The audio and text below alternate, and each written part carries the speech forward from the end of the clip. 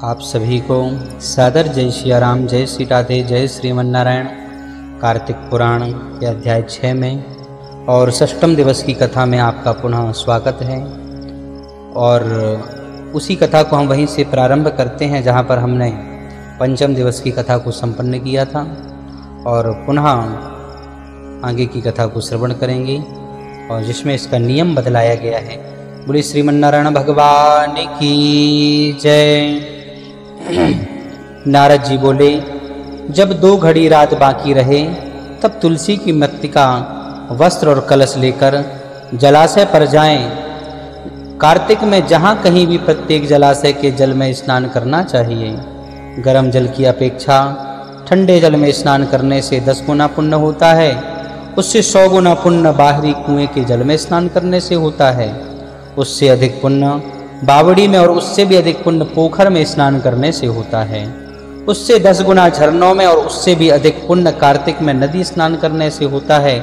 उससे भी 10 गुना पुण्य वहाँ होता है जहाँ 2 नदियों का संगम हो, और यदि कहीं 3 नदियों का संगम हो तब तो पुण्य की कोई सीमा ही नहीं है। स्नान से पहले भगवान का ध्यान करके स्नानार्थ संकल्प करना चाहिए।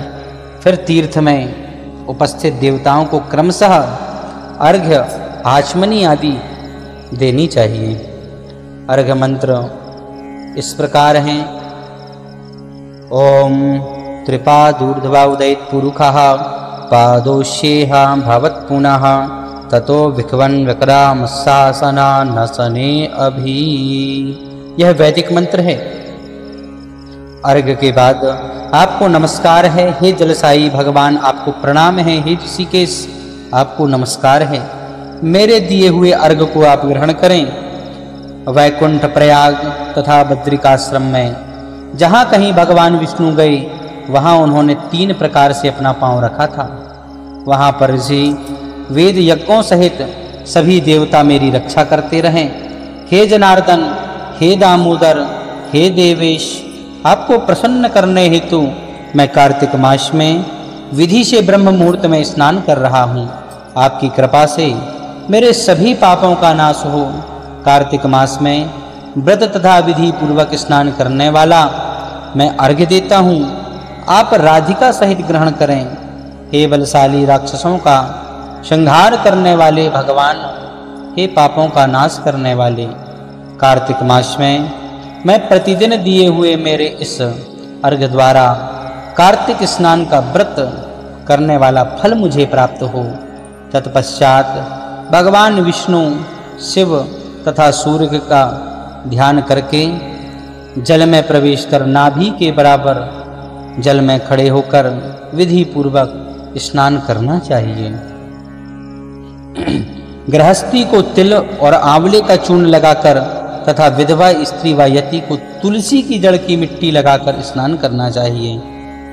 सप्तमी तिथि, अमावस्या, नवमी, त्रयोदशी, द्वितीया, दशमी आदि तिथियों को आंवला तथा तिल से स्नान करना वर्जित है। स्नान करते हुए निम्न शब्दों का उच्चारण करना चाहिए। जिस भक्ति भाव से भगवान ने देवताओं के कार्य के लिए 3 प्रकार का रूप धारण किया था, वही पापों का नाश करने वाले भगवान विष्णु अपनी कृपा से मुझे पवित्र बनाएं। जो मनुष्य भगवान विष्णु की आज्ञा से कार्तिक व्रत करता है उसकी इंद्रादि सभी देवता रक्षा करते हैं, इसलिए वह मुझको पवित्र करें। बीजों, रहस्यों तथा यज्ञों सहित वेदों के मंत्र, कश्यप आदि ऋषि, इंद्रादि देवता मुझे पवित्र करें। अदिति आदि सभी नारियां, यज्ञ, सिद्ध, सर्प और समस्त औषधियां व तीनों लोकों के पहाड़ मुझे पवित्र करें। इस प्रकार कहकर स्नान करने के बाद मनुष्य को हाथ में पवित्री धारण करके देवता, ऋषि, मनुष्यों तथा पितरों का विधि पूर्वक तर्पण करना चाहिए। तर्पण करते समय तर्पण में जितने तिल रहते हैं उतने वर्ष पर्यंत व्रती के पितृगण स्वर्ग में वास करते हैं। मैंने पवित्र कार्तिक मास में स्नान किया है। राधा के साथ आप मेरे दिए अर्घ को ग्रहण करें। तत्पश्चात चंदन, फूल और तांबूल आदि से वेद पाठी ब्राह्मणों का श्रद्धा पूर्वक पूजन करें और बारंबार नमस्कार करें। ब्राह्मण के दाएं पांव में समस्त तीर्थों का वास होता है। मुख में वेदों का और समस्त अंगों में देवताओं का वास होता है। अपने कल्याण की इच्छा रखने वाले मनुष्य को इतना ना तो अपमान करना चाहिए और ना ही इनका विरोध करना चाहिए। फिर एकाग्रचित होकर भगवान विष्णु की प्रिय तुलसी जी की पूजा करनी चाहिए। उनकी परिक्रमा करके उनको प्रणाम करना चाहिए। देवताओं ने ही प्राचीन काल में तुम्हारा निर्माण किया है और ऋषियों ने तुम्हारी पूजा की है।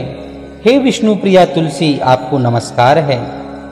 आप इस प्रकार से भी उनका संकीर्तन कर सकते हैं। नमो नमो तुलसी महारानी, नमो नमो हरि की पटरानी, इस प्रकार का कीर्तन कर सकते हैं। आप मेरे समस्त पापों को नष्ट करो। इस प्रकार जो मनुष्य भक्ति पूर्वक कार्तिक व्रत का अनुष्ठान करते हैं वे संसार के सुखों का भोग करते हुए अंत में मोक्ष को प्राप्त करते हैं।